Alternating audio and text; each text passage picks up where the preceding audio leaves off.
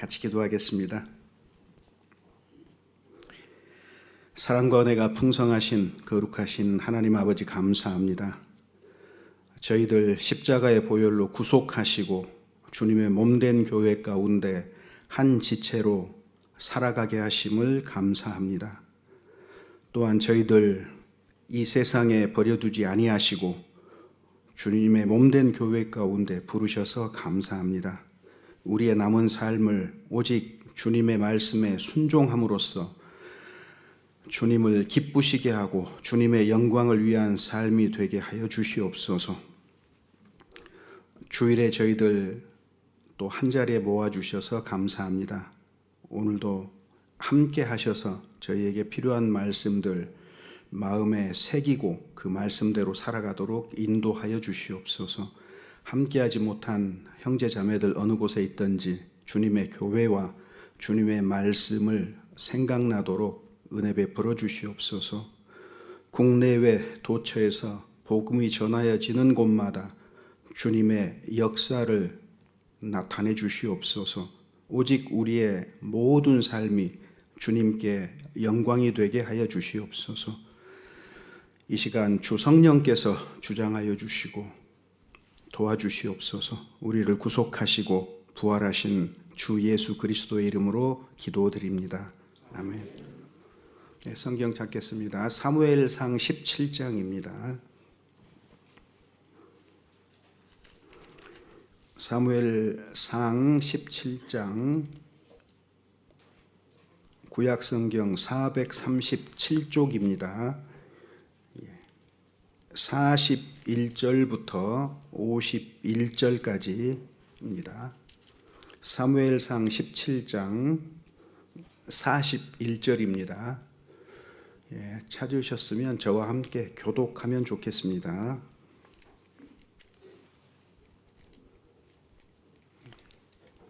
블레셋 사람이 점점 행하여 다윗에게로 나아오는데 방패든 자가 앞섰더라.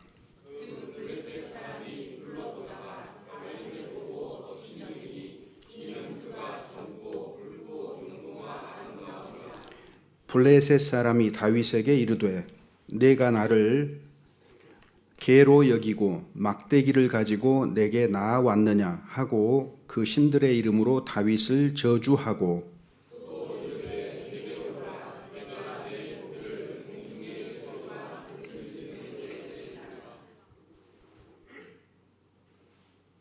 다윗이 블레셋 사람에게 이르되 너는 칼과 창과 단창으로 내게 오거니와 나는 만군의 여호와의 이름 곧 내가 모욕하는 이스라엘 군대의 여호와의 이름 곧 군대의 하나님의 이름으로 내게 가노라.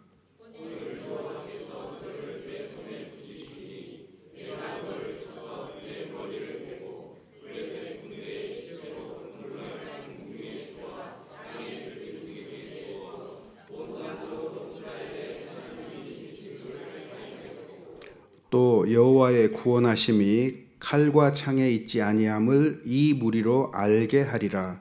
전쟁은 여호와께 속한 것인즉 그가 너희를 우리 손에 붙이시리라.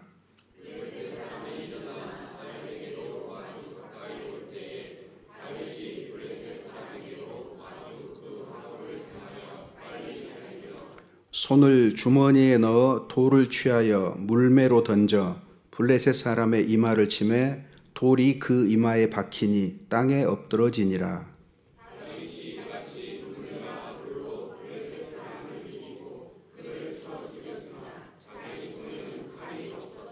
함께 읽겠습니다. 다윗이 달려가서 블레셋 사람을 밟고 그의 칼을 그 집에서 빼어내어 그 칼로 그를 죽이고 그 머리를 베니 블레셋 사람들이 자기 용사들 죽음을 보고 도망하는지라. 익숙한 말씀이라고 생각합니다. 엘라 골짜기를 사이에 두고 이스라엘과 블레셋 사이에 전쟁이 있었습니다. 성경 전체는 예수 그리스도를 계시하기 때문에 구속의 역사, 구속사의 관점에서 이 본문을 바라보면은 본질적으로 이 본문이 말하고자 하는 바가 무엇인지 쉽게 알 수 있습니다. 이 전쟁으로 다윗이 승리했는데 이것은 예수님이 훗날 십자가로 승리할 것의 그림자였습니다. 그리고 영적 전투의 그림자죠. 그래서 다윗은 예수님을, 골리앗은 사탄 마귀의 그림자다, 이렇게 보면 정확하게 이 본문이 이해가 될 겁니다. 표면상으로 드러나는 것은 그저 이스라엘과 블레셋의 싸움 얘기지만 본질적으로 주님이 우리에게 하시고자 하는 얘기는 예수 그리스도인 겁니다. 다윗을 통해서 우리에게 예수 그리스도를 보게 하시는 겁니다. 잘 아시는 것처럼 골리앗은 장대한 사람이죠. 키가 약 3m 정도니까요. 블레셋의 용사라고 되어 있습니다. 이새가, 다윗의 아버지 이새가 다윗을 형들에게 심부름을 보냅니다. 우연히 골리앗의 모욕을 듣고 결국은 그 골리앗과 싸우게 되죠. 그리고 싸우기 전에 사울과 대화하는 내용도 기록이 되어 있습니다. 다윗은 자신이 골리앗을 이길 수 있다고 말합니다. 왜냐하면 양을 칠 때에 사자와 곰의 발톱에서도 자기의 어린 양을 건져냈다고 자기의 경험을 얘기합니다. 사울은 전쟁이니까 자신의 갑옷과 자신의 검을 주잖아요. 그런데 그 대신에 다윗은 자신에게 익숙한 물맷돌, 막대기와 물맷돌 5개로 골리앗을 죽이는 이런 내용이 이제 기록이 돼 있고, 골리앗의 죽음으로 말미암아서 블레셋이 대패하는 그런 내용이 기록이 돼 있습니다. 다윗이 이 전쟁에서 골리앗을 물리치고 어떻게 승리할 수 있었을까 하는 부분들을 좀 생각해 보려고 합니다. 다윗은 어릴 때부터 하나님을 의지하는 것을 배웠죠. 아버지 이새로부터, 어머니로부터입니다. 그리고 아버지의 심부름을 가서 결국은 골리앗과 싸움을 하게 됐는데, 자기에게 주어진 작은 일을 매우 성실하게 행했던 거죠. 아버지의 심부름이 결국은 골리앗과의 싸움으로 이어진 겁니다. 그리고 평상시에도 계속해서 그는 하나님께 도움을 받았던 경험이 있어요. 사람들은 골리앗에게 집중하기 마련입니다. 그런데 다윗은 다른 이스라엘 백성과 달랐어요. 모두가 골리앗을 보고 두려워 떠는데 그에게는 하나님이 보였습니다. 다들 골리앗을 보는데 다윗은 하나님을 바라보았던 겁니다. 이건 매우 중요한 얘기입니다. 보는 게 다르고 생각하는 게 다른 거예요. 그리고 결국은 칼과 창이 아니라 자신에게 익숙한 막대기와 물맷 돌로 골리앗을 죽이게 됩니다. 우리도 일생을 살아가면서 또 골리앗과 같은 어떤 어려운 적을 만날 수가 있습니다. 다윗이 승리한 것처럼 예수님이 승리하셨어요. 하나님은 예수님을 따르는 우리도 다윗처럼 승리하게 하실 거라는 확신을 가질 수가 있습니다. 자, 그래서 본문을 조금 이제 살펴보겠는데요. 첫 번째는 작은 일이 얼마나 중요한가 하는 문제를 좀 생각해 보고 싶어요. 우리가 살아가는 일상생활 중에서 작은 일이 그리스도인에게 무척 중요합니다. 시편 71편 본문 잡아두시고요. 시편 71편 한번 보죠.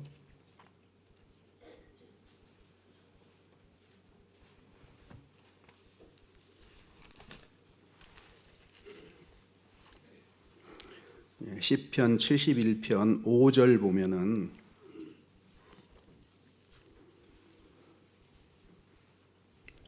주 여호와여, 주는 나의 소망이시요 나의 어릴 때부터 의지시라. 내가 모태에서부터 주의 붙드신 바 되었으며 내 어미 배에서 주의 취하여 내신 바 되었사오니 나는 항상 주를 찬송하리이다. 자, 여기 보면은 다윗은 자신의 신앙을 고백을 합니다. 여호와 하나님만이 자신의 소망인데 어렸을 때부터 자신이 늘 하나님께 의지했다고 밝히고 있지요. 그러니까 다윗이 골리앗과 싸워서 이기는 데에는 그 근원 자체가 어릴 때부터 하나님을 의지했다는 거예요. 이런 습관과 이런 경험이 있었기 때문에, 그리고 이런 다윗을 하나님이 모태에서부터 붙들어 주셨기 때문에 이길 수 있었던 겁니다. 자, 다윗은 자신을 소개할 때 항상 이새의 아들, 여호와의 여종의 아들 이렇게 표현하잖아요. 왜 이새의 아들이라고 이렇게 표현했을까요? 물론 이새가 혈통으로 아버지이기 때문에 그렇게 말할 수도 있죠. 그런데 사실은 어릴 때부터 부모가 다윗의 마음속에 하나님을 심어준 거잖아요. 어릴 때부터 다윗의 마음에 하나님을 잘 심어주었기 때문에 그 부모를 기억하는 겁니다. 그 부모에게 감사하는 거예요. 그래서 이새의 아들이라고 자랑스럽게 얘기합니다. 이새의 아들이다 그랬을 때에 이스라엘 사람들에게도 자신을 그렇게 말하겠지만 사실은 하나님 앞에서도 저는 이새의 아들입니다 이렇게 말하는 거죠. 여호와는 나의 목자시니 내가 부족함이 없으리로다. 그는 여호와를 자기 목자로 삼고 만족했던 사람이거든요. 그래서 하나님을 마음에 심어 주었기 때문에 그 지나치게 하나님 중심적인 사람이었어요. 여기에서 지나치게라는 말은 좋은 뜻입니다. 지나치게 하나님 중심적이었다. 그 말은 지극히 좋은 것을 제가 얘기를 드린 겁니다. 사울이 범죄했기 때문에 하나님께서 다윗에게 기름을 부어서 왕을 삼았잖아요. 기름 부은 다음에 그 다음에 골리앗과의 싸움에 이제 나아갔던 겁니다. 왜 그러면 많은 사람이 있는데 이스라엘에 어린 다윗에게 기름을 부었을까요? 이유가 똑같습니다. 그 수많은 사람들보다도 다윗은 철저하게 하나님 중심이었기 때문에, 마음에 하나님이 가득했기 때문에 이 다윗에게 기름을 부은 겁니다. 마땅히 행할 길을 아이에게 가르치라 그랬죠. 그리하면 늙어도 그것을 떠나지 아니하리라. 그러니까 어렸을 때에 무엇을 배우느냐 굉장히 중요합니다.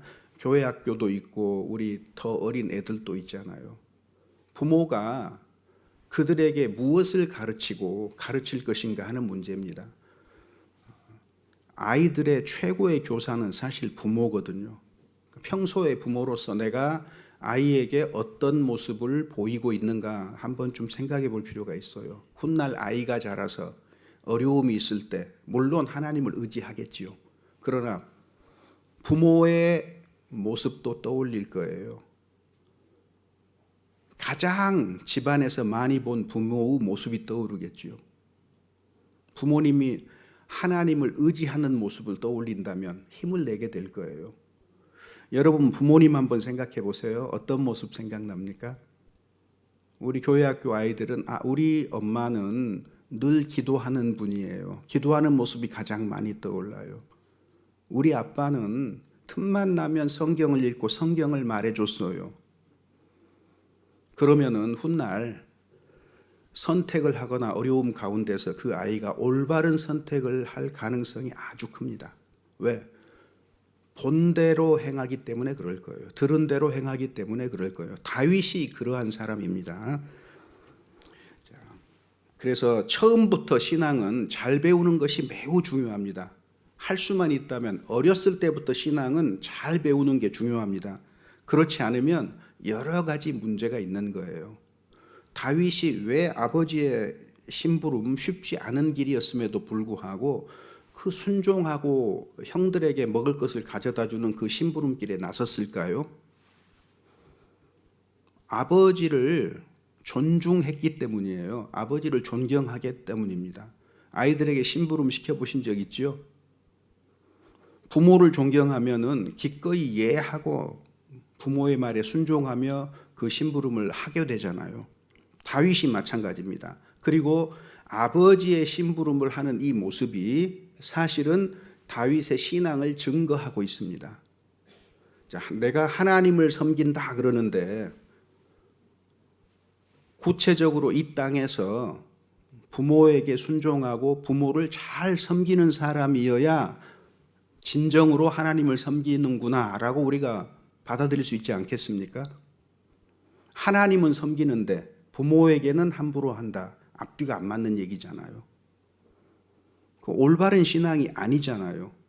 그래서 이 사람이 부모를 어떻게, 이 형제가 어떻게 대하느냐, 말 한마디, 눈길 하나, 마음 씀씀이, 행동 하나를 살펴보면 이 사람이 진실로 하나님을 섬기는 사람인지 아닌지 우리가 파악할 수 있는 게 사실입니다. 그래서 교회 안에서는요, 어른들이, 나이 든 분들이 존중받는 거 당연한 거예요. 훌륭하기 때문에 부모를 존경하는 건 아닙니다. 훌륭해서 존중받는 부모가 될 수 있다면 이 세상에 아무도 존경받을 부모는 없어요. 부모이기 때문에 존중하는 거예요. 그 모습이 어떠하든지 간에. 그래서 하나님을 참으로 섬기는 것이 진실하다면 그는 틀림없이 부모를 올바로 공경하는 삶을 살아가고 있을 것이다. 이렇게 말할 수 있습니다. 평상시에 다윗이 아버지 말에 순종했던 이유가 하나님을 올바로 섬겼기 때문입니다. 군인이 아니잖아요. 그냥 아이로서 아버지 심부름을 갖다가 전쟁에 엮이게 되고 골리앗을 만나서 싸우게 된 거잖아요. 아버지 이새의 심부름으로 아침 일찍 늦게 간 게 아니에요. 성경을 보면은 사무엘상 그 17장 찾았으니까 17절 한번 봐볼까요? 본문입니다. 17장, 사무엘상 17장 17절에서 21절입니다. 20절만 보지요. 다윗이 아침에 일찍이 일어나서 양을 양 지키는 자에게 맡기고 이새의 명한 대로 가지고 가서 진영에 이른즉 마침 군대가 전장에 나와서 싸우려고 고함하며 이렇게 돼 있잖아요. 아버지의 심부름이었습니다. 지체할 수도 있었어요. 그런데 아침에 일찍 갔다는 건 뭐겠어요? 다윗에게 아버지의 말씀이 가장 소중했던 거예요. 그래서 아버지의 심부름을, 그러니까 아버지의 말씀을 이루기 위해서 아침에 일찍 일어나서 나갔다. 부모를 존중하는 태도죠.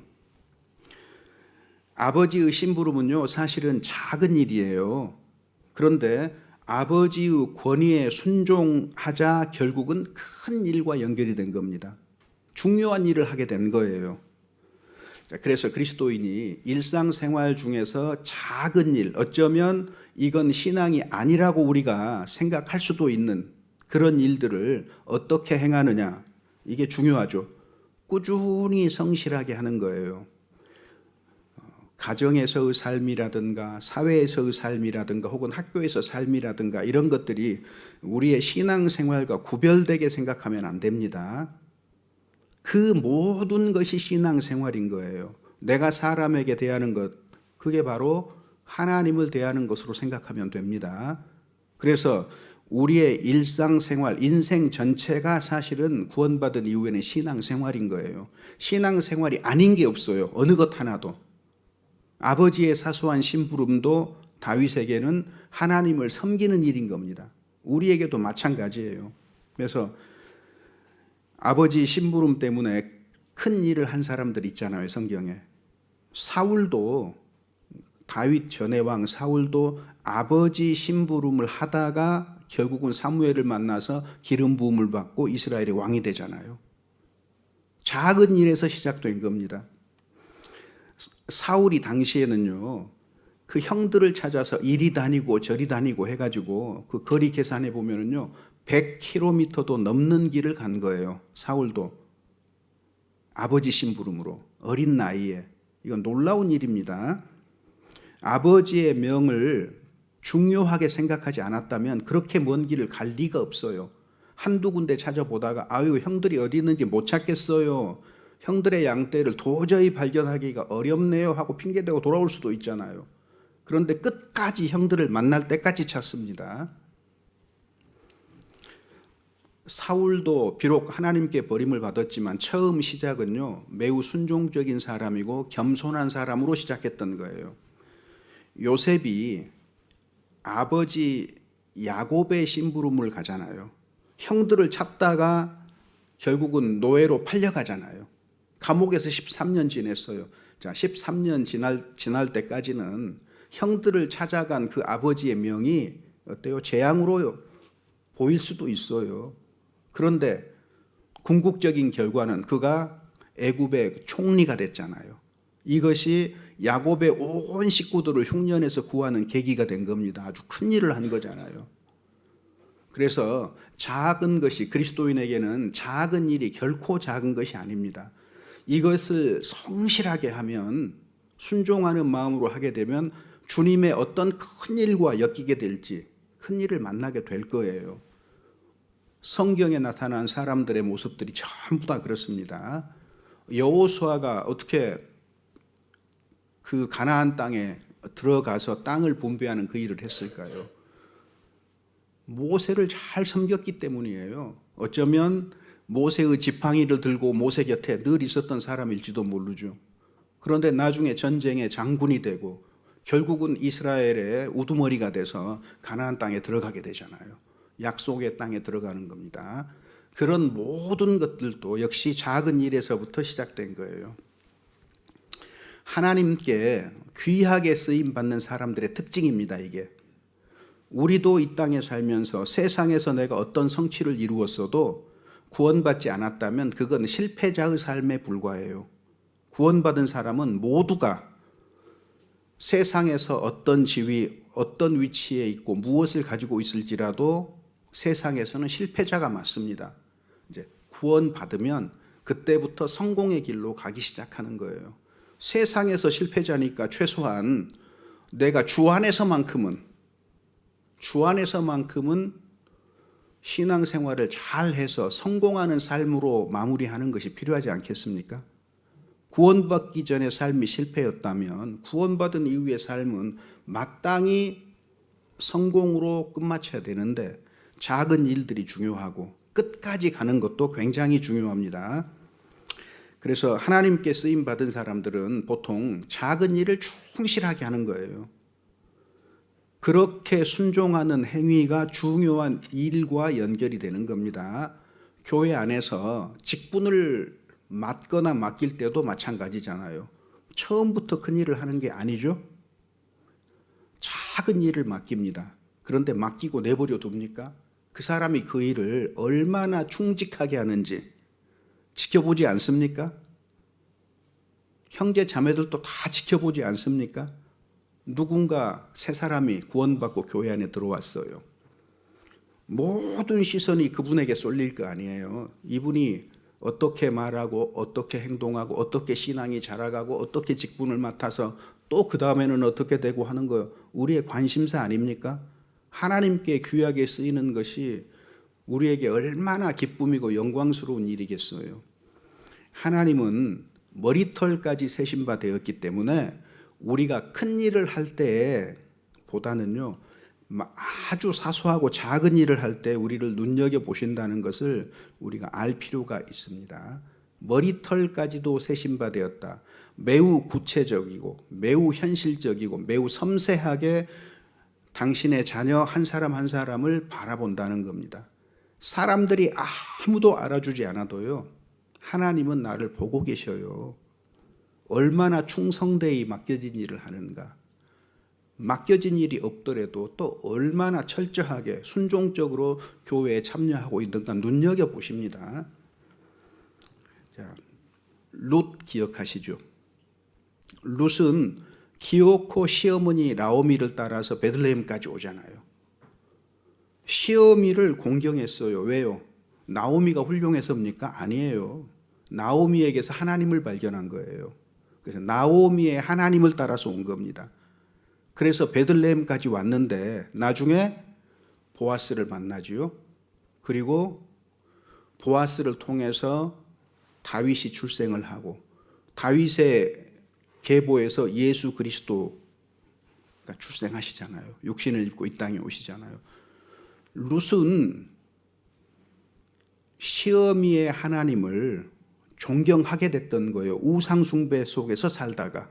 그러니까 우상숭배 속에서 살았는데 하나님 믿는 집안으로 오게 된 거잖아요. 시집 오게 된 거잖아요. 남편도 죽었어요. 가진 거 아무것도 없어요. 그런데 뭘 버리질 못했어요? 자기 나라도 버렸고 부모도 버렸는데 시어미가 섬기는 하나님은 버릴 수가 없었던 거예요. 나오미를 따라왔다 그 말이 뭐겠습니까? 하나님을 따라왔다 그 말이에요. 끝까지 아무것도 없는데 가가지고 고향 땅에 가서 무슨 소망이 있습니까? 남편이 있기를 합니까? 재산이 있기를 합니까? 더군다나 선택한 민족이라는 이스라엘 틈바구니 속으로 들어가면은 조롱과 멸시감이에요. 이방인은. 그럼에도 불구하고 하나님을 바라보고 시어미를 쫓아온 거잖아요. 하나님이 큰 축복을 내리신 겁니다. 보아스를 만났고 다윗을 낳았고 그리고 예수님 탄생까지 이어지죠. 놀라운 일입니다. 시어머니의 배를 채워드리기 위해서 이삭주로 나간 거잖아요. 그런데 예수님의 족보까지 들어갔어요. 그냥 이삭주로 갔는데 예수님 족보까지 들어갔어요. 그러니까 예수님 족보에 들어간 것만 영광스러운 걸로 생각하지 말고 어떻게 이 일이 이루어졌을까 추적을 해보면 결국은 시어머니 공양입니다. 시어머니 배를 채우기 위한 이 행동이 큰 축복으로 이 땅에서도 자리 잡았던 겁니다. 그리고 성경에 기록되어 있잖아요. 수천 년 동안 수많은 사람의 입에서 룻의 이름이 오르락내리락 하잖아요. 이렇게 기억되는 것은 보통 일은 아니죠. 그래서 신앙생활에서 자기에게 주어진 위치가 중요해요. 자기가 있는 곳에서 자기가 할 수 있는 일을 하면 됩니다. 어떤 사람들은 이렇게 얘기해요. 교회에서 내게 어떤 직분을 주지 않았고 일을 맡겨주지 않았습니다. 그래요. 그러니까 나는 아무것도 안 해도 됩니까? 나는 교회의 봉사나 일에서 자유롭습니까? 욕심을 좀 냈으면 좋겠어요. 아니, 직분을 주지 않고 일을 맡겨주지 않는다고 해서 일을 못합니까? 여러분 어떻게 생각하세요? 내가 할 수 있는 일을 찾아야지요. 교회 안에서 찾아야지요. 당연히 찾아서 그 일을 하면 되는 거예요. 누가 보신다고요? 하나님이 보고 계신다니까요. 그런 형제, 그런 자매를 하나님이 긍휼히 여기셔서 선한 길로 인도해 가시는 거예요. 그 인생을. 처음부터 큰 일을 맡기지 않습니다. 세상에서도 마찬가지지만은 특히 주 안에서 하나님은 작은 일에 충성된 자에게 결국은 큰 일을 맡기게 되는 거예요. 처음부터 큰 일을 하려고 들지 마십시오. 그리고요, 눈에 드러나는 큰 일이라는 거는요, 굳이 열심을 내지 않아도 다 잘할 수 있어요. 그렇지 않습니까? 근데 눈에 드러나지 않는 일 있죠. 예를 들면 오늘 암송했는데 누가 교회 왔더니 아유 자매님 암송하셨어요? 누가 이렇게 물어요? 지난 한 주간 동안 성경 잘 읽으셨어요? 혹은 묵상하셨어요? 알게 된 말씀대로 사셨어요? 누가 이렇게 묻습니까? 그건 눈에 보이지 않는 거예요. 그런데 그 일을 충실히 꾸준히 하면은 삶이 달라집니다. 왜? 주님이 계시니까 달라지는 거예요. 보통 사람들은요, 교회 대집회가 있다, 뭐 오늘 바자회가 있다, 막 이런 것들은 하여튼 이렇게 얘기하면 좀 죄송한데 지루한 신앙생활 중에 마치 오아시스 같은 이런 일이 될 수 있잖아요. 아이 좀 이제 사는 것 좀 같네, 생기가 좀 도네, 뭐 이렇게 할 수도 있잖아요. 그런데 진짜 중요한 게 뭘까요? 여러분 성경 어렵게 생각하지 마시고 신앙생활 어렵게 생각하지 마세요. 신앙생활에 문제가 생기고 갈등이 생기는 이유가 뭔 줄 아세요? 그거는 드러난 현상에 불과한 거예요. 본질적인 문제는 따로 있어요. 뭘까요? 하나님이 매우 단순하게 해놓으셨어요. 하나님의 말씀을 읽고 묵상하고 실천하고 기도하고 여기에 문제가 생긴 거예요. 감기가 들면은요, 입맛이 달라지잖아요. 음식이 맛이 없잖아요. 신앙에 병이 들면은요, 뭐가 달라질까요? 말씀의 맛이 달라져 버려요. 주일에 말씀을 듣고 혹은 모임에서 말씀을 듣고 간증을 듣는데 아무런 감흥도 생기지 않아요. 감각이 마비된 거잖아요. 문제가 있는 거잖아요. 어떻게 아무런 감흥이 일어날 수가 없습니까? 어떤 반응도 안 생긴다는 게 이게 가능한 일입니까? 우리가 얼마나 민감한, 그리스도인이 얼마나 민감한데요. 형제 자매의 간증을 듣고 그 용감하던 용맹하던 형제들도 눈물 짓잖아요. 무엇이 그렇게 만들었는데요. 주님의 복음이 우리를 그렇게 만든 거예요. 그리스도인은 매우 민감합니다. 말씀을 들었는데 아무 생각도 안 납니까? 그럴 리가 없잖아요. 간증을 들었는데 아무렇지도 않습니까? 그냥 그런가 보다 하고 강 건너 불 구경하듯이 그렇게 듣습니까? 그렇지 않잖아요. 그럴 리가 없잖아요. 그러니까 입맛이 병들면 입맛이 없는 것처럼 신앙에 문제가 생기면은요, 제일 먼저 나타나는 증상이 말씀이 맛이 없어요. 그 틀림없습니다. 그리고 기도하는 일이 줄어들어요. 소홀히 돼요. 그리고 어느덧 기도하지 않습니다. 언제 기도하느냐? 이제 형식적이 돼가니까 모일 때 어떤 대표 기도할 때라든가 뭐 이런 기도는 해요. 근데 실제 개인적으로는 기도하지 않아요. 기도하지 않는다 그 말은 뭐겠습니까? 마음이 높아졌다, 교만하다는 얘기거든요. 하나님 없이 살 수 있다는 표현입니다. 하나님께 무릎 꿇지 않는다는 표현이에요. 하나님께 무릎 꿇지 않는 사람이 어떻게 기도를 하겠습니까?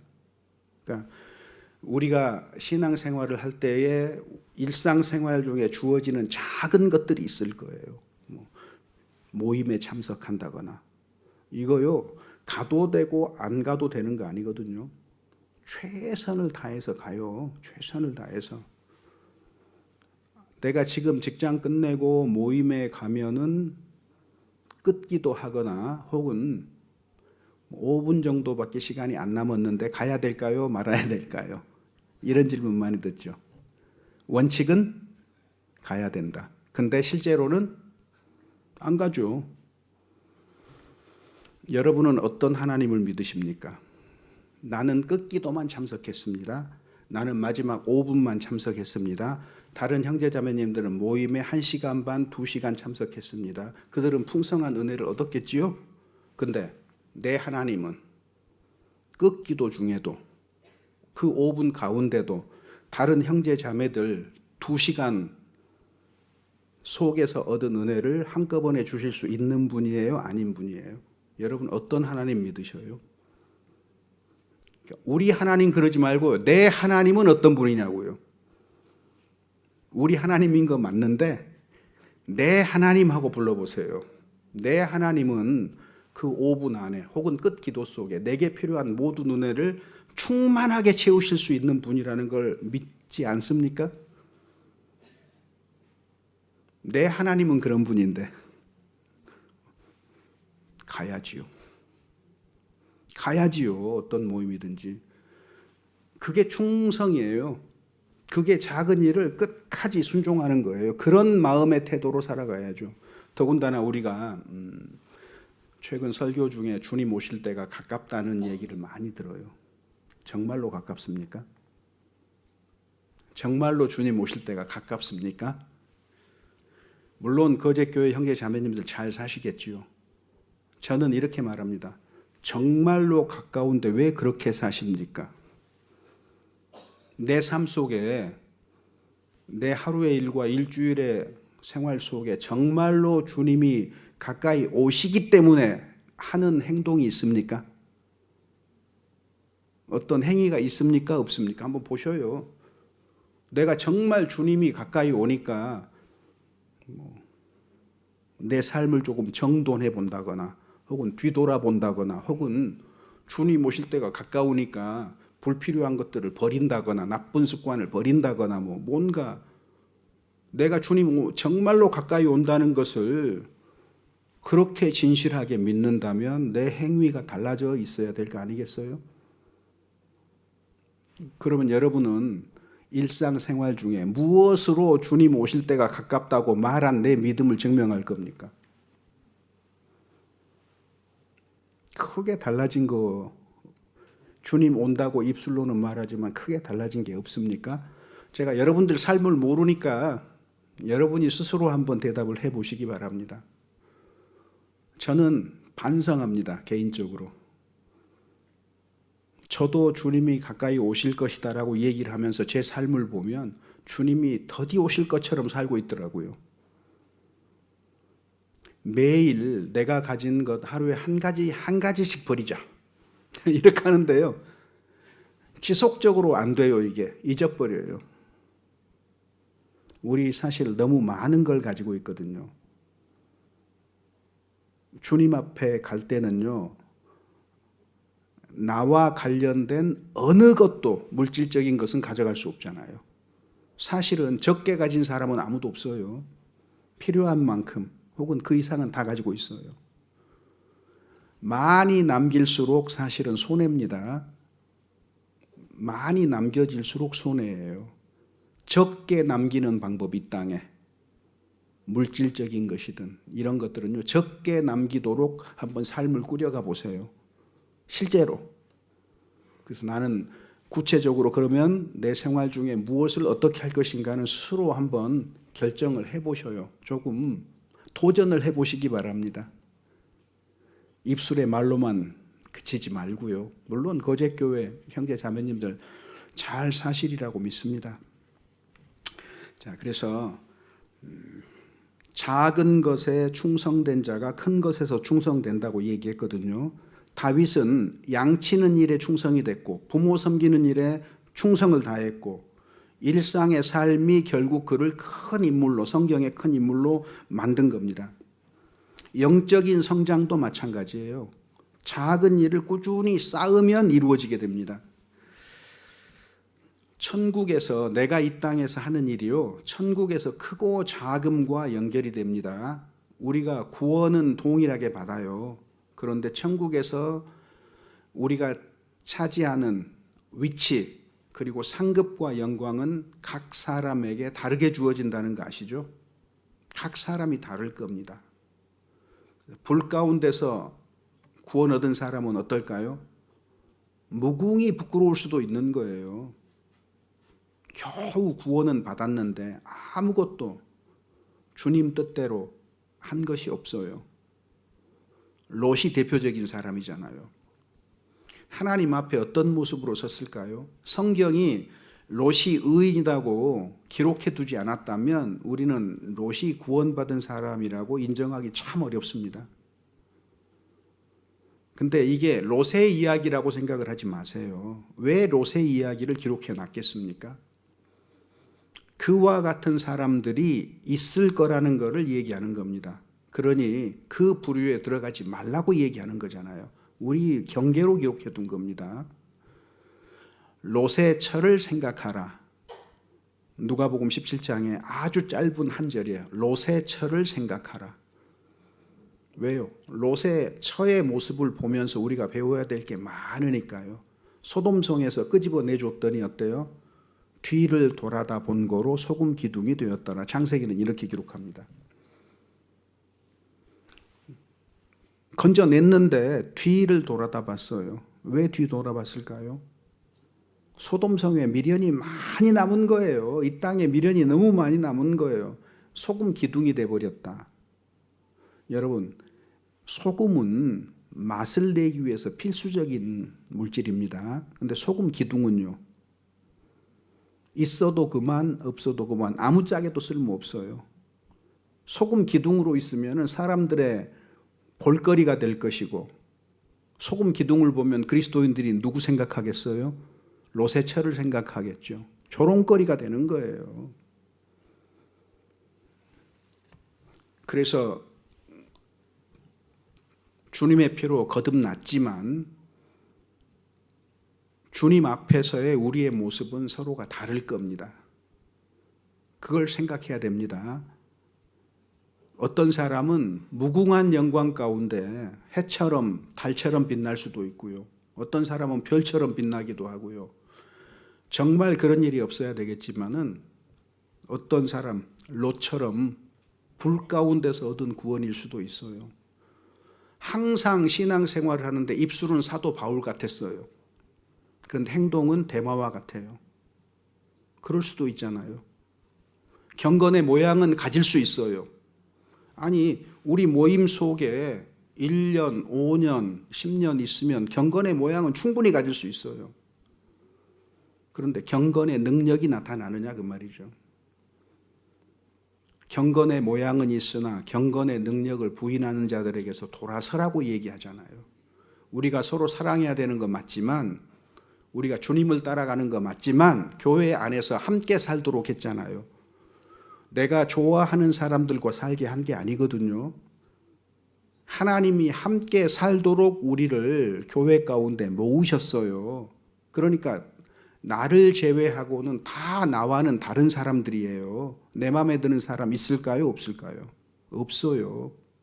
육신의 눈으로 보면 아무도 내 마음에 안 들어요.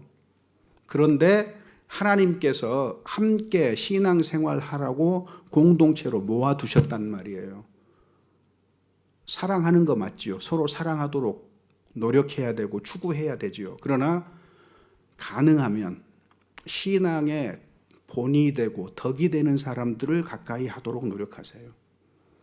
그냥 늘 같은 사람끼리 교제하지 마시고요. 골고루 교제하세요. 골고루. 교회는 어린아이부터 나이 드신 분까지 있어야 교회가 되는 겁니다. 왜 그런 구성을 갖추도록 했을까요?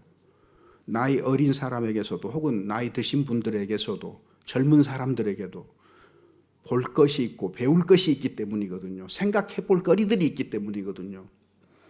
설령 형편없는 신앙생활을 하는 사람도 교회 가운데 있어요. 왜 그런 사람을 교회 가운데 두셨을까요? 우리의 교훈으로요. 최소한 나는 저렇게 살면 안 되겠다. 이런 교훈은 받을 수 있잖아요.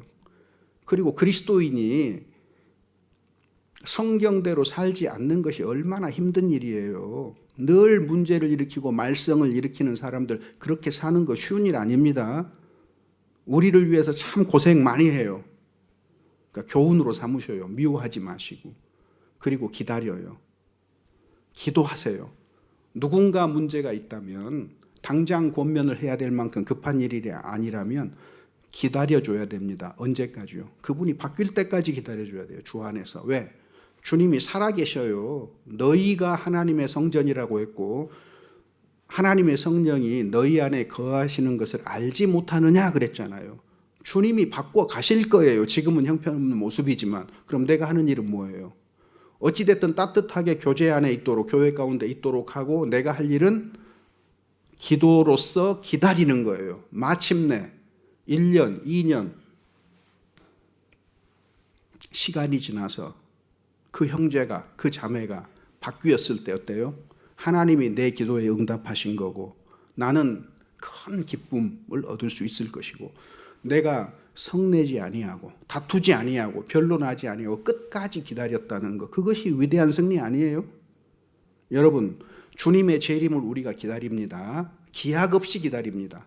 마찬가지로 형제 자매들을 향해서도 여러분 기다릴 줄 알아야 됩니다. 당장에 무엇을 고치라고 말하지 마세요. 평생에 살던 습관이 있는데 뭐가 당장에 고쳐지겠습니까? 내가 어떤 습관을 10년 동안 유지했다면 그 습관을 바꾸려면 육신적으로요 2배의 시간이 들어요. 20년이 걸려요. 20년. 다만 우리에게는 성령이 계시기 때문에 우리 안에 더 빠른 시간 안에 재빨리 바꿀 수 있는 거죠. 사실은. 그렇지만은 우리에게 최소한의 기다림은 반드시 필요한 겁니다. 그래서 형제에 대해서 자매에 대해서 기다릴 줄 알아야 돼요. 끝까지 기다렸는데 안 바뀌면 어떡할까요? 주님 오시면 바꿔주시겠지요. 또 그 또한 은혜 아닙니까? 안 바꾸더라도 끝까지 기다려야 되는 상황도 있을 수 있다는 거예요. 자, 그래서 형제 사랑하기를 계속하고 손님 대접하기를 잊지 말라고 성경은 얘기합니다. 부지 중에 천사를 대접한 사람도 있다고 성경은 말하고 있습니다. 그래서 영적인 성장도 마찬가지예요. 크고 작은 모든 일이 연결이 되어 있습니다. 천국에서도 크고 작음이라는 것이 있습니다. 마태복음 5장 한번 찾아보죠.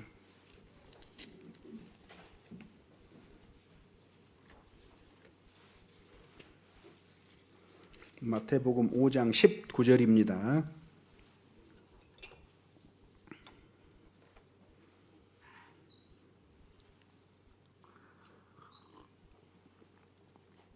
같이 읽어보겠습니다.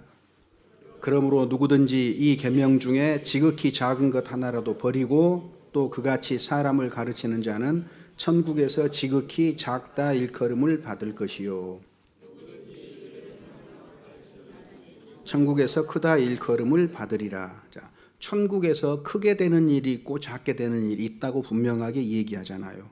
그런데 주님 이 계명 중에 주님이 하신 말씀 중에 지극히 작은 것 하나도 중요하다고 분명하게 얘기하잖아요. 이런 것들이 천국에서 크다 작다를 결정하게 될 거라는 겁니다. 그래서 교회 안에서 내게 맡겨진 일이 있다면 그것을 이건 작은 일이다 이렇게 생각하면 안 돼요. 나는 올해 구역장 좀 시켜줄 줄 알았는데 총무를 시키네요. 그러면 어때요? 기분 상합니까? 그걸 작다고 생각하면 안 돼요. 그건 작은 일이 아니에요. 아주 사소한 일일지라도 교회 안에서의 일은 비록 작은 일로 치부된다고 할지라도 그것은 중요한 일이라는 걸 알아야 됩니다. 교회 안에서 맡은 일은요, 무엇이든지 다 중요한 거예요. 무엇이든지 다 중요합니다. 자, 이름도 기록되지 않은 작은 계집 아이가 하나님을 증거했어요. 그 나아만 장군 문둥병이 낫게 되잖아요. 성경에 이름도 기록되어 있지 않아요. 그렇지만 그 아이가 한 일은 정확하게 기억하고 있잖아요. 그리고 우리도 그 내용들을 알도록 하나님이 하셨잖아요. 어린아이가 떡 5개 물고기 2마리 준 일이 결국은 5,000명을 먹이고 4,000명을 먹이는 그런 일들로 바뀌어지잖아요. 주님이 하시는 일입니다. 본문도 다윗이 아버지 심부름 가가지고 사울을 만나고 골리앗과 싸우는 얘기합니다. 이거 다 같은 이치인 거예요. 그래서 신앙생활은 일상생활에서 작은 일들이 매우 중요하다는 것. 요거 한 가지 좀 강조하고 싶고요. 두 번째로는 경험이 몹시 중요해요. 경험. 그러니까 다윗이 만약에 곰과 사자의 발톱에서 새끼 양을 건져내는 경험이 없었다면 골리앗과 싸울 수 없었을 거예요. 싸울 엄두도 못 냈을 거예요. 양을 지키기 위해서 곰과 싸웠어요. 이게 뭘까요? 미래를 위해서 훈련한 거예요. 근데 양을 지키는 것은 다윗의 일상적인 일이었던 겁니다. 그러니까 지금 오늘 우리가 하는 일이 뭐냐면 앞날을, 내일을 준비하는 거예요. 미래를 준비하고 있는 훈련이라고 생각을 하셔야 됩니다. 그래서 하나님은 어떤 일을 하게 하실 때 미리 준비시켜요. 미리 훈련하십니다. 다윗은 사자와도 싸웠습니다. 곰과도 싸웠어요. 그걸로 그치지 않습니다. 사울 왕과도 싸웠습니다. 그리고 결국은 모든 대적들과도 싸웠어요. 경험이 계속해서 축적이 되는 겁니다. 그러니까 전쟁에 매우 능한 자고 전쟁에서 그가 배운 게 있잖아요. 전쟁은 창과 칼로 하는 것이 아니라 그러잖아요. 전쟁은 하나님께 속했다. 이거 어떻게 알았을까요? 전쟁은 하나님께 속했다. 경험이 축적이 되면서 알게 된 거예요. 좋은 무기여야지, 막강한 군사력이어야 전쟁은 이긴다. 그게 아니었던 겁니다. 전쟁은 하나님께 속했다. 지금도 세상이 어지럽죠? 여러 가지 전쟁들이 있잖아요. 근데 전쟁은 다 결국은 어느 나라가 이기냐가 아니라요. 전쟁은 하나님께 속한 거예요. 하나님께. 저한테 가끔 물어요. 한국 오니까 러시아가 이길까요? 우크라이나가 이길까요? 제가 어떻게 알겠습니까? 잘 모르겠습니다. 근데 하나님의 뜻이 서겠지요. 하나님의 뜻이 서리라. 그렇게 말할 수는 있잖아요. 왜? 역사를 주관하시는 분은 하나님이니까 하나님께서 지금 역사를 주관해 가셔요. 자, 우리는 마지막 시대를 살고 있다고 합니다. 마지막 시대에 빚어지는 그 모든 문제는 어디를 향해서 갈까요? 새하늘과 새 땅, 하나님 나라를 향해 가고 있잖아요. 이런 것들은 결국 하나님 나라로 수렴이 될 거예요. 구체적으로 누가 이기고 지고 이런 건 덜 중요한 거예요. 하나님의 나라가 서는 게 훨씬 더 중요하고, 강물이 흘러서 시내 강물이 흘러서 바다로 가는 것처럼 우리가 지금 보고 있는 뭐 미국, 이란이라든가 여러 가지 전쟁들이 있잖아요. 이거 어디로 갈까요? 어디로 흘러가고 있을까요? 궁극적으로 하나님의 나라 새하늘과 새 땅으로 전부 다 수렴될 거예요. 그래서 마침내 하나님의 나라가 온 세상에 가득하게 될 거예요. 우리가 이거 한 가지가 확실합니다. 누가 이기고 지느냐, 이거 덜 중요한 거예요.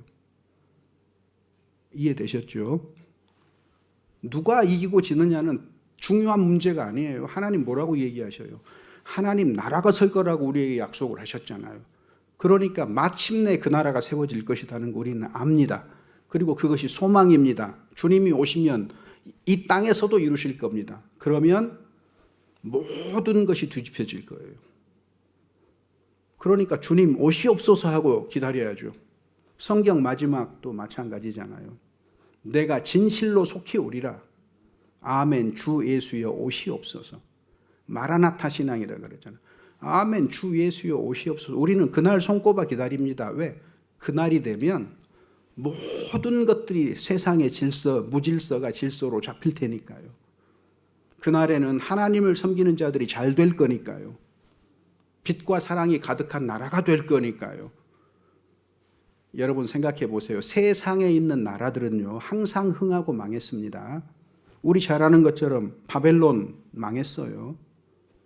메데바사 망했어요. 헬라 망했어요. 로마 제국 망했어요. 우리가 사는 이 땅에서 나라들은 어떨까요? 논리적으로 망할 거예요. 우리는 장차 망할 성에 사는 거예요. 어느 나라도 우리의 의지할 바가 아닌 거잖아요. 하나님의 나라가 세워질 것, 이것이 분명한 사실인 겁니다. 그러니까 중요한 것을 붙잡으세요. 덜 중요한 것 때문에 갑론을박할 필요 없습니다. 세상이 이렇게 전쟁이 있고 세상이 서로 갈등하고 굶어 죽는 사람이 있고 어려운 사람이 있고 왜 그래요? 정답은 에덴 동산 이야기가 있는 창세기 3장이잖아요. 아담의 범죄예요. 죄가 세상에 들어왔어요. 하나님이 질서 있게 창조했는데 무질서로 들어가 버린 거잖아요. 하나님과 사람이 갈등하고 사람과 사람이 갈등하고 그다음에 사람과 자연이 갈등하는 이런 타락한 세상 속에 우리가 살고 있는데 주님이 오시면 이 모든 것들이 회복이 될 거예요. 질서 속으로 들어갈 거예요. 그래서 지금은 뭐가 있어요? 전쟁이 있는 게 맞아요. 지금은 자연재해가 있는 게 맞아요. 지금은 기아가 있는 게 맞아요. 하나도 이상한 게 아니에요. 지극히 정상적인 상황이다 그 말입니다. 우리가 성경에서 그걸 보고 배우지 않았습니까?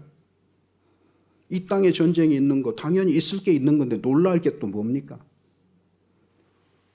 그거 가지고 왈가왈부할 이유가 뭐가 있어요? 우리는 주님의 나라를 소망합니다. 그래서 그날이 속히 오기를 바라요. 왜? 그날이 오면 무질서에서 질서로 만물의 회복이 뒤따라오기 때문에 그렇게 되는 거거든요. 자, 그래서 그렇게 생각하시면 좋을 것 같습니다. 그래서 다윗은 경험이 하나씩 하나씩 쌓여가지고 신앙의 사람이 된 겁니다. 예나 지금이나 하나님은 변치 않습니다. 우리가 인생 중에 겪는 일도 마찬가지예요. 우리에게요 대적을 붙이셔요. 그리고 하나님을 의지하는 걸 배우고 하나님을 의지하고 이기는 것도 배우도록 하신 거예요.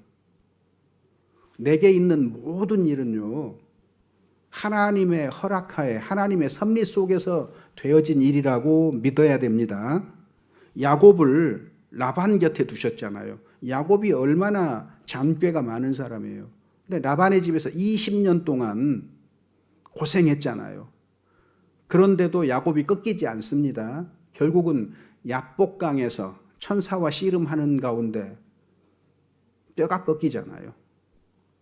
평생을 절었어요. 무슨 생각하고 살았을까요? 자기 꾀대로 살았는데 인생은 내 생각대로 되어지는 것이 아니구나. 하나님의 뜻대로 이루어지는 것이구나. 내 개인의 인생도. 절개하셨다 그 말이 뭐겠어요? 끝까지 그 사실을 약복강에서 하나님께 무릎 꿇었던 것을 하나님이 기억하도록 하신 거거든요. 그러니까 다른 사람이 볼 때는 다리를 저는 것이 놀림감일지는 모르지만 야곱에게는요 훈장과도 같은 거예요. 자기 몸에 항상 하나님을 기억할 만한 것을 두신 거잖아요. 내가 특별히 살면서 주의해야 될 게 뭘까? 나는 내 생각이 많아서 내 생각대로 사는 경향이 아주 큰 사람이니까 나는 항상 주의하자 이 문제를. 이렇게 하고 살았을 거예요. 먼저 하나님께 무릎 꿇자. 이렇게 하고 살았을 거예요. 그래서 늘 절었다고 성경에는 돼 있습니다. 베드로는 어부의 경험 속에서요 불러내셨잖아요. 고기잡이 오랫동안 했어요. 나이 든 베드로를 불러낸 거예요. 각자 내가 일하는 위치에서 불러내는 겁니다. 히브리어는요 우리말하고 달라요. 예를 들어서 나는 간다, 한국말은 이렇게 되잖아요. 근데 히브리 말은 반대예요. 간다 나는이에요. 천지를 창조하시니라 이렇게 돼 있잖아요. 근데 원래 히브리어는요 창조하시니라가 먼저 와요. 그리고 천지가 뒤에 와요. 동사가 제일 먼저 옵니다. 히브리어는. 그래서 성경에서는요 하나님 일은요 우리가 그 일을 행하는 가운데서 문제가 풀어지도록 섭리했다는 걸 알 수가 있어요. 입술로 살아서 안 됩니다. 무언가를 행하는 가운데 그 문제가 풀어지도록 하나님이 처음부터 섭리하셨기 때문에 동사를 앞에다 두는 거예요. 창조하시니라. 마찬가지입니다. 우리도 신앙생활을 하면서 이것이 문제고 저것이 문제고 이게 아니고요.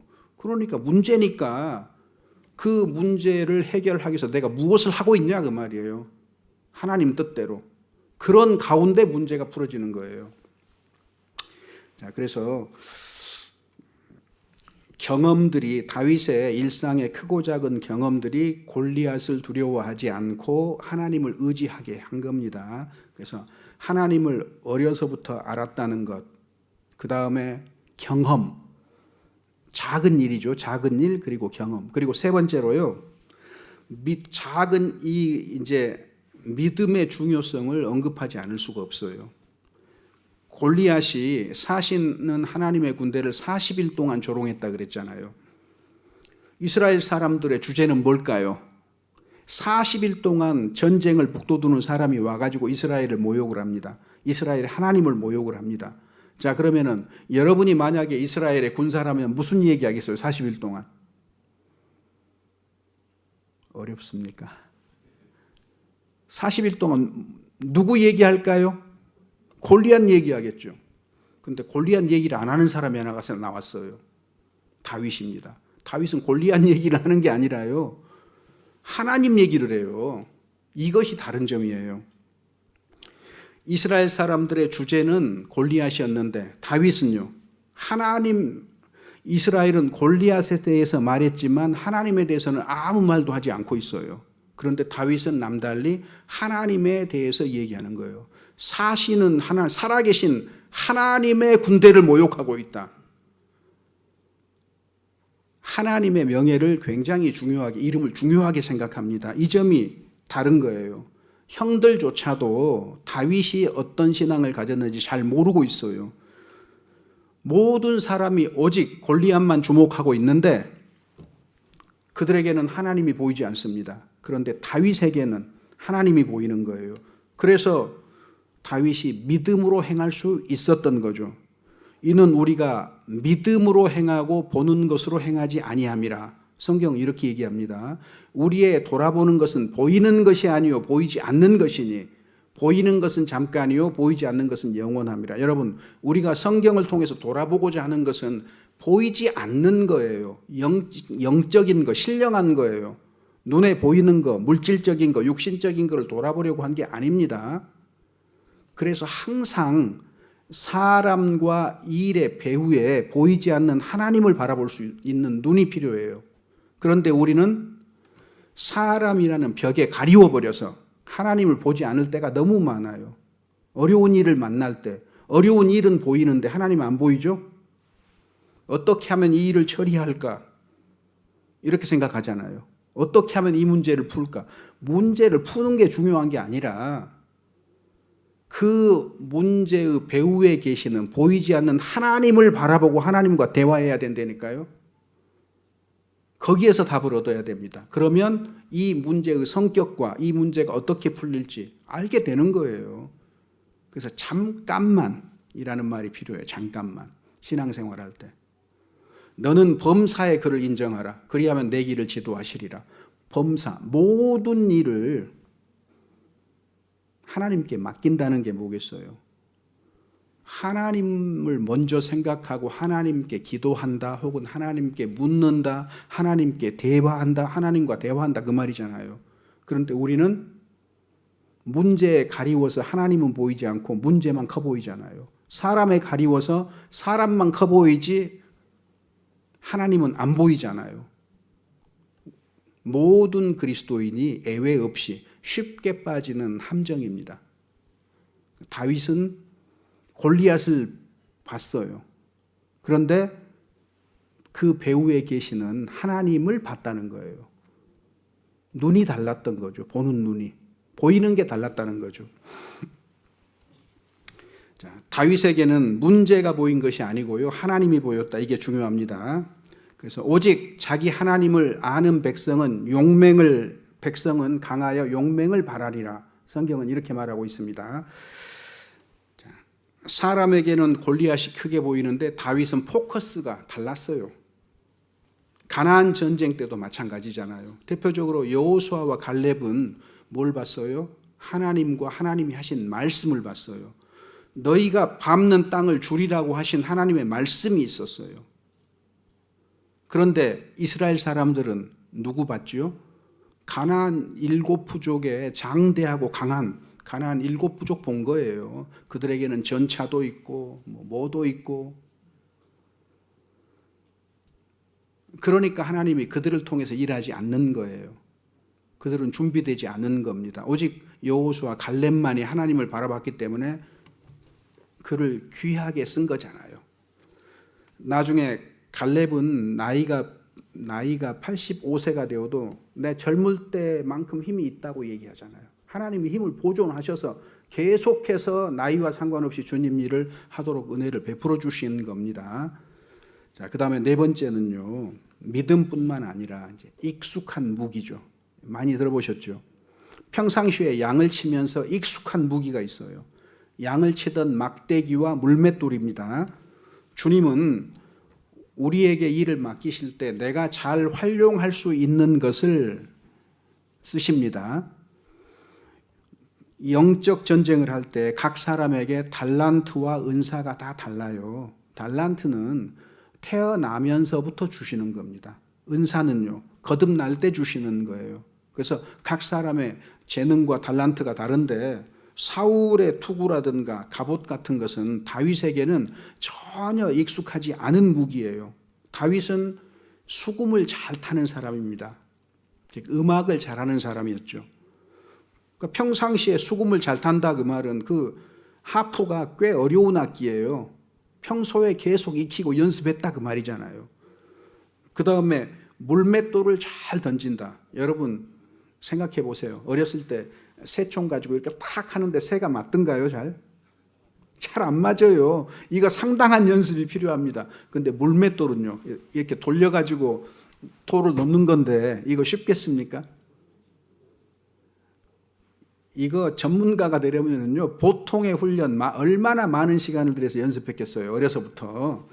이것이 더군다나 골리앗 이마를 맞추려면 이게 쉬운 일이겠습니까? 5번 던져서 하나가 맞았는지, 한 번 던졌는데 맞았는지 정확하지는 않는데 어찌됐든 이마를 딱 맞췄는데 골리앗이 죽는 계기가 됐잖아요. 이거는 그만큼 물맷돌에 익숙했다 그 말이에요. 자, 도르가는요, 바느질을 잘하는 사람이에요. 근데 구원을 받았어요. 뭐 했을까요? 바느질 해가지고 성도들의 옷을 해입힌 거예요. 계속해서 자기가 잘하는 것으로 헌신한 겁니다. 삼갈 있잖아요. 사사삼갈은요, 소모는 일을 했던 것 같아요. 그러니까 소모는 막대기로 블레셋 600명을 적군 600을 죽였잖아요. 소모는 막대기가 뭐 이게 무슨 칼도 아니고 창도 아닌데 600명을 능히 이겨낼 수 있겠습니까? 소모는 막대기로 600명을 이긴다 그 말은 아주 익숙하고 능숙했다 그 말이거든요. 이 막대기를 사용하는데. 자, 모세도 손에 든 지팡이로 이적을 일으켰어요. 나이가 80이 되어서 하나님께 부르심을 받았잖아요. 이제 힘이 없어요. 왜? 미디안 40년 동안 하나님이 모세의 힘을 다 빼셨어요. 왜 힘을 빼셨을까요? 젊었을 때 그 혈기로 자기 민족을 구원하려고 했는데 실패했잖아요. 자기 힘으로 하려고 했어요. 그래서 하나님이 이제 과외를 하신 거예요. 미디안 광야 40년 딱 두시고, 자 보세요. 애굽의 왕자가 모든 학문에 능통한 자인데 아침이면은 해 뜰 때쯤 되면은 양들 미디안 그 들에다가 풀어놓고 해질 때쯤 되면은 양을 데려오고 몇 년 했다고요? 40년이요. 그쯤 하면 어떻게 됐을까요? 힘 다 빠져요, 이제. 노쇠했어요. 그러니까 뭐가 필요해요? 지팡이가 필요했던 거예요. 그러니까 지팡이를 짚고 걸어가는데 아주 익숙해요. 근데 왜 지팡이였을까? 왜 지팡이에 의지하게 했을까? 한번 생각을 해봐요. 모세가 지팡이로 많은 이적을 일으켰는데 왜 하필이면 지팡이였을까? 하나님이 지팡이를 주시고 이거 의지하게 한 거잖아요. 마찬가지로 하나님을 너는 의지하고 삶을 살아야 된다는 얘기죠. 조금 더 발전시켜 보면은요. 나무 십자가 너는 주님을 의지해야만 된다는 그거를 일러주신 거예요, 사실은. 근데 어찌됐든 익숙한 그 지팡이로 이적을 일으키신 겁니다. 자, 다윗은요. 물맷돌 5개잖아요. 물맷돌 5개를 하나님 말씀이라고 생각을 한번 해보세요. 여러분 물맷돌 5개가 있습니까? 복음 전할 때, 이웃에게 복음 전할 때 와 보라 단순하게 이렇게 말하는 것도 전도입니다. 근데 내 말은 힘이 없어요, 사실은. 뭘 제시를 해야 돼요? 하나님의 말씀. 그 어떤 말씀이요? 그 사람에게 적절한 말씀이 있어요. 그리고 어떤 사람은요, 현재 뭘 연구하고 배우지 않더라도 내가 평소에 대화 중에 잘 쓰는 어떤 인용을 잘하는 하나님 말씀 있지요, 다들. 있지요? 그거면 충분해요.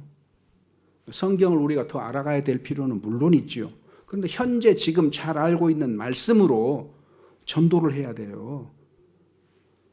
우리는 너무 전도할 때 내 생각으로 전도하는 경향이 심해요. 그렇게 하면 아무 힘 없습니다, 사실은. 예를 들면은 어떤 사람이 죽으면 끝이야 하고 계속 주장하면 어떻게 해요? 선포, 어떻게 해요? 한 번 죽는 것은 사람에게 정하신 것이요. 그 후에는 심판이 있으리라. 하나님이 성경에 말씀하시고 이렇게 적어놨다. 그냥 그 말만 해요. 싸울 것도 없고. 왜? 그 말씀 가운데 성령이 역사하시기를 바라는 거예요. 다윗이 무슨 힘이 있어서 골리앗 여기에 박히게 했겠어요. 다윗이 던지니까 하나님이 뒤에서 그냥 강한 힘으로 이마에 박히게 했을 거 아니에요. 우리에게 무슨 능력이 있겠어요. 나의 물맷돌. 죽은 후에는 심판이 있으리라 하고 얘기를 했는데 하나님이 그냥 뒤에서 힘 주시면 어떻게 해요? 능력 주시면 마음에 콕 박히는 거예요. 그렇게 말씀으로 제시를 해야 됩니다, 여러분. 전도할 때. 여러분의 물맷돌은 어떤 말씀입니까? 가지고 있어야죠, 당연히. 그래서 저도 상담할 때 보면은요, 즐겨 찾는 말씀이 있는데 꼭 그 성경 찾고 그 말씀 이렇게 했을 때 사람들 마음이 거꾸러지는 일이 많이 생기더라고요. 그래서 그런 말씀들은 특별히 더 기억이 되잖아요. 그러니까 그 말씀 다른 사람에게도 쓰고 또 쓰고 하는데요. 항상 그 말씀을 쓰면 효과가 있는 거예요. 마음이 낮춰지는 거예요. 물론 거기에 머무르지는 않지요. 그 뒤로도 계속 성경 보니까 또 다른 물맷돌이 계속해서 생기는 거지만, 그러나 전도할 때는 여러분 말씀으로, 말씀을 제시하셔요. 내 생각 얘기하지 말고. 왜? 성령께 의지하고. 주님, 이 말씀에 힘 실어 주시옵소서 하고 말씀을 탁 던지는 거예요. 그래서 예수님도 마귀의 시험을 기록되었으되라는 말씀으로 이겼으니까요. 자, 우리가 전도할 때도 물맷돌 5개가 필요하고 신앙생활을 할 때도 물맷돌 5개라는 말씀이 사실은 필요한 겁니다. 익숙한 말씀. 내게 익숙한 말을 해야지 힘이 생기는 거예요. 간증은 아무것도 안 보고 할 수 있죠. 왜? 실제로 경험했으니까. 그러니까 자신 있게 말할 수 있는 거잖아요. 마찬가지로 내가 아주 익숙한 말씀은요, 뭐 그냥 쉽게 얘기할 수 있는 거잖아요. 주님이 그럴 때 역사하신다 그 말입니다. 사람의 지혜로 말하면은요, 백전백패입니다. 지혜로 말하지 마세요. 사도 바울이 지혜가 많은 사람이었지만은 예수 그리스도를 말하려고 했잖아요. 예수 그리스도 십자가 이외에는 알지 아니하기로 작정했다 그랬잖아요. 그것만 전해도 된다는 겁니다. 세상 지식으로 변론할 필요 없습니다. 그리고 이제 5번째로요, 우리가 인생을 살 때에 내 앞에 골리앗이 나타날 때가 있어요. 그죠? 여러 가지 어려움들이 내 앞에 닥칠 수도 있고, 고난이 올 수도 있고, 혹은 유혹이 올 수도 있고, 인생 중에는 언제든지 그리스도인은 골리앗을 만날 수가 있다는 것을 생각을 해야 됩니다. 그럴 때 이제 다윗이 17장 26절에 보면은 이 사람이 누구간데 하고 이렇게 얘기합니다. 이 블레셋 사람이 도대체 누구냐 하고 매우 교만하게 들리는 얘기하잖아. 하나님 앞에서 이 사람이 도대체 뭔데 지금 이 말이거든요. 모든 사람이 마찬가지예요. 어떤 학식을 갖췄더라도 하나님 앞에서 이 사람이 뭔데? 하나님에 비하면 아무것도 아닌 거예요. 그러니까 겁낼 필요가 없는 거예요. 돈이 많은 부자라고 해서 이 사람이 뭔데? 하나님이 이 우주 만물의 주인이신데, 내 아버지가 이 사람이 뭔데? 아주 담대해지죠. 그렇게 해야. 그리고 하나님께 내가 쓰임을 받을 때는 다윗이 말한 것처럼 나는 누구오며 내 집이 무엇이간데, 이게 무슨 말이에요? 17장 16절에 보시면은요, 17장 16절 사무엘상입니다. 17장 16절에 보면은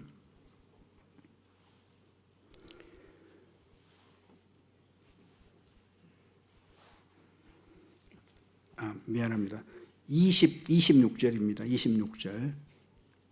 26절에 보면은 다윗이 곁에 섰는 사람들에게 말하여 가로되 이 블레셋 사람을 죽여 이스라엘을 치욕을 제하는 사람에게는 어떠한 대우를 하겠느냐? 이 할례 없는 블레셋 사람이 누구간데 사시는 하나님의 군대를 모욕하겠느냐? 어떤 사람이든지 하나님과 비교했을 때는 아무것도 아니다 그 말이에요. 그러니까 이 할례 없는 블레셋 사람이 도대체 누구간데 하나님 앞에서 큰 소리를 치느냐 그 말이잖아요. 우리도 이런 담대한 심정이어야 됩니다. 그리고 하나님 앞에 내가 섰을 때는 내가 누구간데 하나님께서 나를 구원해 주셨느냐 그 말이 무슨 말이죠? 자기를 낮추는 거예요. 하나님은 낮은 마음 가운데 역사하시기 때문에 그렇습니다. 그래서 내가 하나님 앞에 설 때는 마음을 낮추고 또 낮춰야 돼요. 그런데 거듭나지 않은 사람들 앞에 섰을 때는 어떤 마음이어야 돼요? 속으로. 이 사람이 누구간데 하나님 앞에서, 이런 담대함을 가져야 됩니다. 그러니까 보는 관점에 따라서 다르다는 것도 조금 기억을 해 주시면 좋겠어요. 그리고 골리앗을 만났을 때는요, 우리에게도 이제 그런 전쟁이 있을 수가 있는데, 골리앗을 만나는 그런 전쟁이 있을 수가 있는데, 뭐 학교에서는 잘못된 어떤 사상이라는 골리앗도 만날 수가 있고요. 고난을 만날 수도 있고 유혹을 만날 수도 있어요. 그럴 때는요, 기록되었으되 말씀으로 물리쳐야 돼요. 다른 길 없어요. 말씀을 기억하고 묵상하고 해야 되는 겁니다. 뭐 고난이 오면은요, 북풍아 오라. 얼마든지 올 테면 오라. 어차피 우리는 고난 받도록 되어 있는 존재예요. 그게 이상한 게 아니라 너무나 당연한 거예요. 근데 어떤 말씀 기억해야 돼요? 고난이 오면은 가장 쉬운 말씀 있잖아요. 하나님이 고린도전서 10장 13절에 우리에게 고난을 주시는데 감당할 만큼만 주시고 또 피할 길도 주셔요. 그러니까 어떤 고난이 와도 결국은 해결되는 거예요, 주 안에서.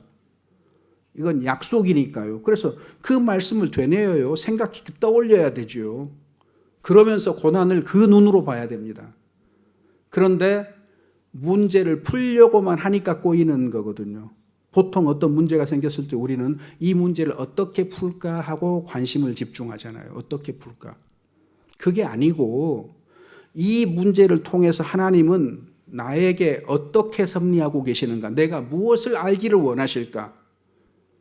그리고 고난이 왔어요. 하나님, 이 고난 좀 물리쳐 주세요 하지 말고요. 고난이 오면 어떻게 기도해야 돼요? 이것 좀 없애주세요 그럽니까? 대부분 그냥 없애주세요 그러더라고요. 없는 게 최고인 줄 알아요. 하나님이 더해 주시는 것도 감사하지만은요, 내게서 무언가를 빼주실 때도 감사할 수 있어야 돼요. 무조건 없애주세요 이렇게 기도하지 말고 이 일도 하나님의 허락 속에서 되어진 일이니까 하나님의 뜻이 무엇인지는 모르지만 저를 향한 하나님의 이 뜻을 속히 이루어 주시옵소서.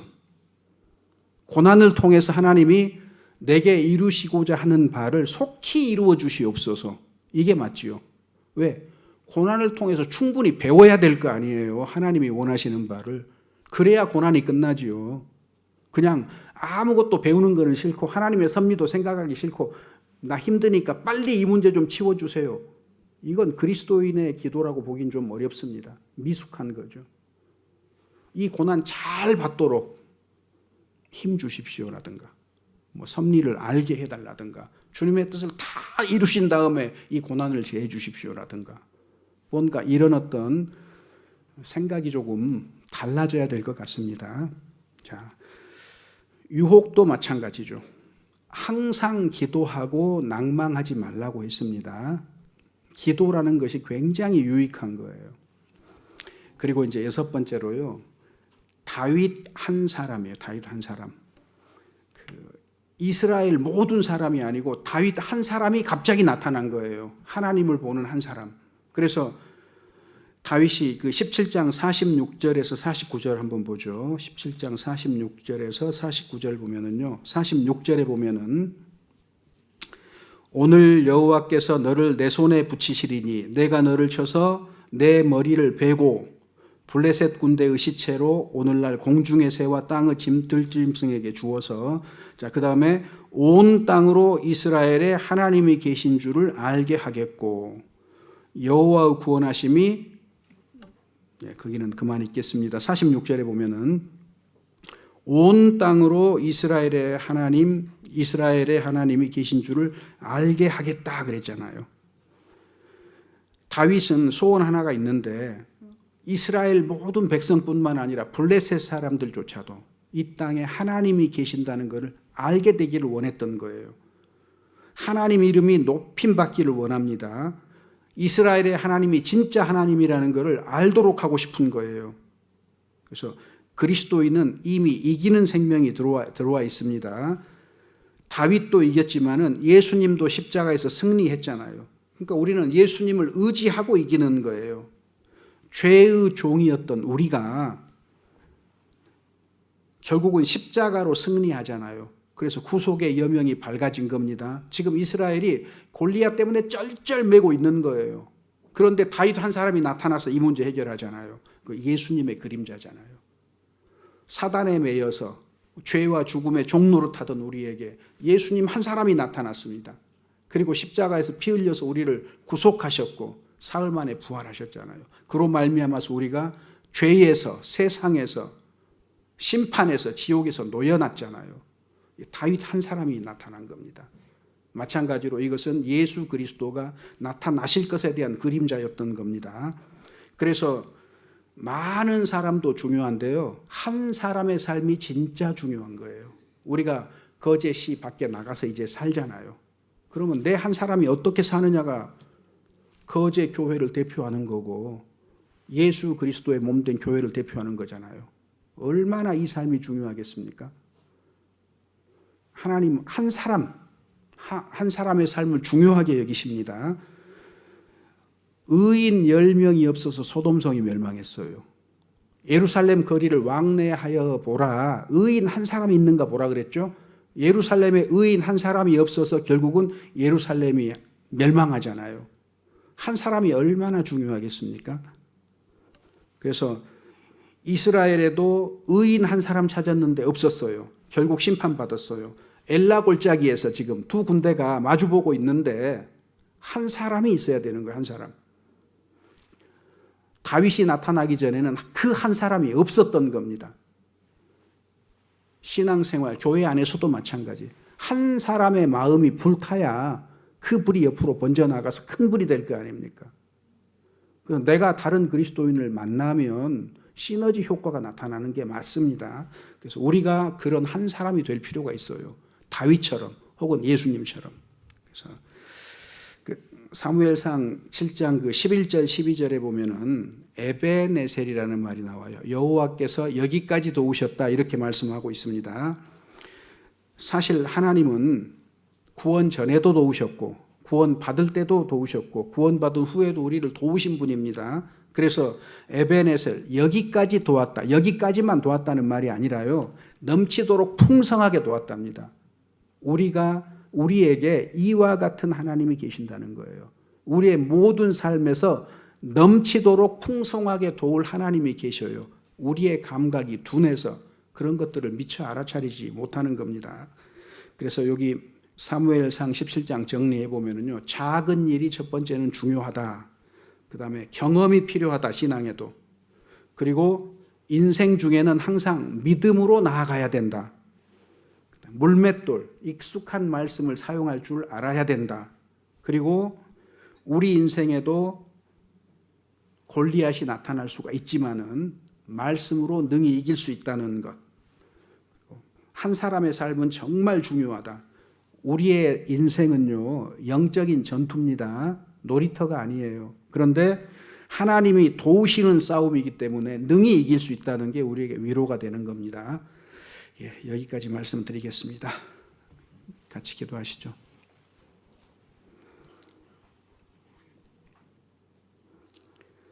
하나님 감사합니다. 저희들 한 자리에 모으시고 주님의 말씀을 상고토록 하심을 감사합니다. 우리가 마음에 새긴 말씀대로 남은 삶을 살아갈 수 있도록 인도하여 주시옵소서. 또한 이 거제교회 형제 자매들을 통해서 더 많은 사람이 하나님께 이끌릴 수 있도록 은혜 베풀어 주시옵소서. 서로 사랑하고 밖으로 전도하는 교회의 표처럼 전하고 세우는 교회가 될 수 있도록 주님 온전히 주장하여 주시옵소서. 남은 오늘의 일정도 주 성령께서 주장하여 주시옵소서. 우리를 구속하시고 부활하신 주 예수 그리스도의 이름으로 기도드립니다. 아멘.